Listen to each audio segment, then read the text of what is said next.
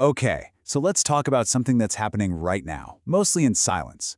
Imagine a library that holds all of human history and knowledge. Now imagine that library is on fire. That's what's happening to our world's languages, and we're losing entire sections we never even knew we had. So start with this number, 7,000. That's roughly how many different languages are spoken on Earth today. It's just an incredible, mind-boggling amount of diversity.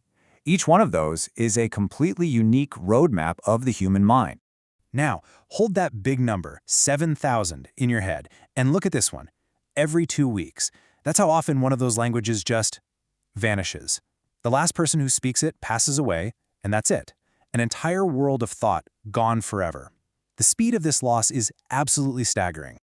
And look, this isn't some problem for the distant future. It's happening right now. We're talking about nearly half of all the world's languages being endangered. And you know what the tipping point is? It's when kids stop learning the language. The moment that chain of handing it down gets broken, it's on the critical list. You know, these huge numbers can feel pretty abstract, so let's bring it down to the personal, human level. Because when we talk about a language dying, what we're really talking about are people. The last speakers, who are holding an entire culture inside them. This right here, this is the final stage. These are what linguists would call terminal cases. Just look at Resigaro in Peru, down to just one single person after a horrible tragedy. Or Chemihuve right here in the US, with fewer than 5 fluent speakers left. Every single line on this chart represents the end of a unique world.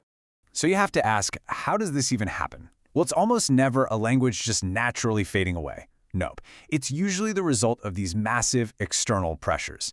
Let's dig into what's actually causing this. It really boils down to 3 main drivers. First, you've got globalization. These power languages, think English, Mandarin, Spanish, they become so dominant for jobs and society that smaller languages just get pushed to the side. Then there's the painful history of policy. You know, things like forced assimilation, where kids were actually punished in school for speaking their native tongue. And now there's a modern one, digital exclusion. I mean, if you can't text in your language or use it online, what's the incentive for a young person to learn it? And the thing is, what we're losing is so much bigger than just a few different words for tree or water. When a language disappears, we lose entire frameworks for understanding the world. We lose knowledge that is quite literally irreplaceable. Okay, check this out, because this is where it gets really fascinating. This concept of evidential markers. So in English, I can just say, it's raining. Simple. But imagine a language where the grammar forces you to say how you know that. You have to use a different verb ending if you saw it with your own eyes versus if you heard it on the roof or if someone just told you about it. It's a built-in system for thinking about truth and evidence. When that language is gone, that whole way of thinking is gone too. So that's the real cost. We lose entire encyclopedias of knowledge about local plants and animals. We lose centuries of history that was never written down. We lose these incredible, irreplaceable ways of seeing the world. Each language really is its own library. And when it burns, that loss is permanent for every single one of us. But, and this is a really important but, this isn't just a story about loss. It's not all doom and gloom. In the middle of this crisis, there are these incredible stories of resilience and hope. Extinction doesn't have to be the final word. And we have absolute proof that it can be done. I mean, look at Hebrew.